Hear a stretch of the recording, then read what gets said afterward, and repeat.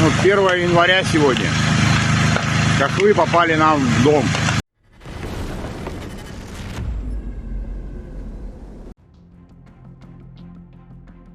The Z channels are whining. The 810th Marine Brigade is being methodically knocked out. Apparently, the Kiev 3 days method works wonder. Now everyone is dispersing what flew into the House of Culture in Ivanovskoye, when the award ceremony of the 810th Brigade of the Russian Armed Forces was taking place there. Source: the Ukrainian Center for Counteracting Disinformation. However, those who came up with this name have a good sense of humor, since their main job is disinformation. But okay, the crests, many of ours have already picked up on it. There was no award ceremony. We often write that our generals are unteachable, especially when they fly in during formation or when murderous assaults are organized. But this is not the case. Yes, it did. Yes, there were Sevastopol Marines there, but they weren't doing such nonsense as awarding awards near the line of combat contact. A normal moment of war. P.S. It seems that there really is a mole in 810. Lately it has been methodically knocked out and not even on the battlefield. Counter-revolutionaries are your way out. The armed forces of Ukraine spectacularly congratulated the Russians on the new year. Well, it's January 1st today. How did you end up in our house? Everything was on fire. Things, armor, absolutely everything. Вообще все. This was basically our little house. Okay, there. Вот.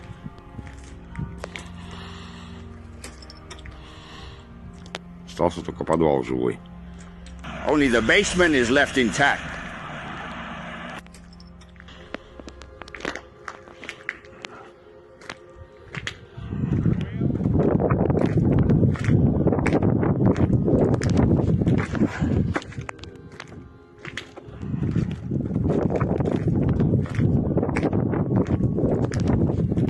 That's how my room was. Well, I was in the basement. I got lucky. Вот так вот повезло. The State Border Guard Service of Ukraine Phoenix Unit delivered fiery New Year's greetings to the Russians using vampire drones. On the Kramatorsk front, the UAV company Phoenix of the Revenge Brigade destroyed 4 vehicles, 2 mortars, 2 enemy UAV control points, 3 ammunition depots, 1 fuel and lubricants depot, 3 generators. The Phoenix unit is a specialized detachment within Ukraine's State Border Guard Service, renowned for its expertise in unmanned aerial systems. Operating under the Pomsta Revenge Brigade, the unit has established a comprehensive infrastructure to support drone operations, enabling effective surveillance and precision strikes against enemy targets. In recent engagements, the Phoenix unit has demonstrated significant impact on the battlefield.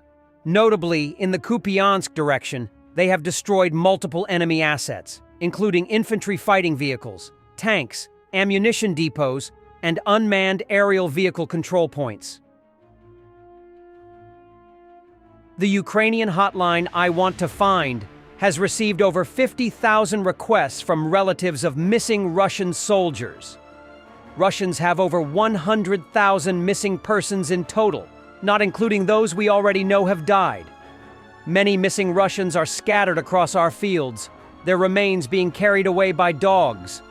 Identification of these remains is of no interest to Russia, said Bohdan Okremenko, a representative of the coordination headquarters. The Baltic Sea is becoming the scene of Russia's undeclared hybrid war against NATO, reports German Bild.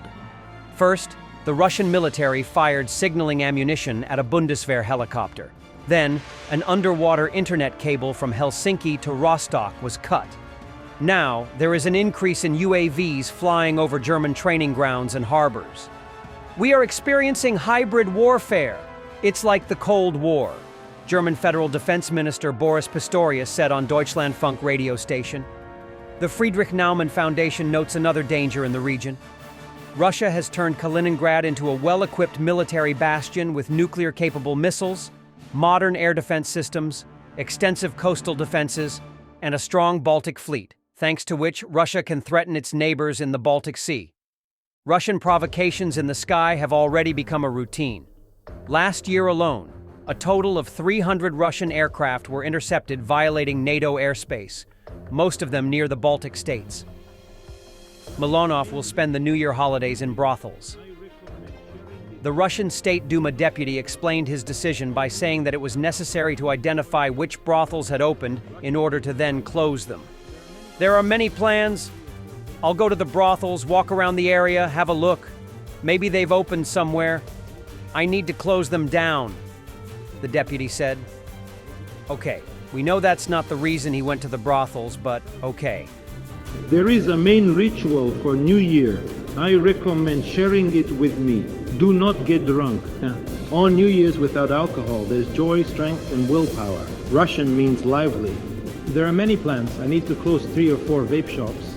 I'll go around the brothels in the area, check if any have opened. Need to shut them down. And my typical New Year was in the south of Lebanon, in the city of Tyre. I celebrated New Year because I was filming a movie about Lebanon. Milanov went to a brothel with his gang and met a transgender person. The deputy, as promised, spent New Year's Eve checking St. Petersburg brothels. But here's what he found there. I met a migrant, a transgender, a homosexual, and a prostitute. And all this is one person. Man is an unconventional orchestra, Milanov shared. We bet he had a nice time, though.